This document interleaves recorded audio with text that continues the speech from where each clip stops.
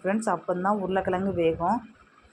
இனி அந்த தக்காளி பழம் வெங்காயம் வெந்ததுக்கு பக்கத்தில் நம்ம இதையும் சேர்த்துக்கலாம். இதையும் நல்லா கிண்டி விட்டுக்குவோம் ஃப்ரெண்ட்ஸ்.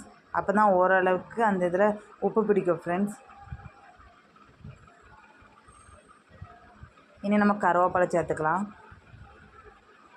கருவேப்பிலை முதல்ல போட்டாலும் ஓகே, இல்லை இடையில போட்டாலும் ஓகே ஃப்ரெண்ட்ஸ். எப்படி போட்டாலும் வாசமாக தான் இருக்கும். நான் வந்து இடையில தான் போட்டேன். ஓகே, அதையும் நல்லா கிண்டி விட்டுக்கலாம்.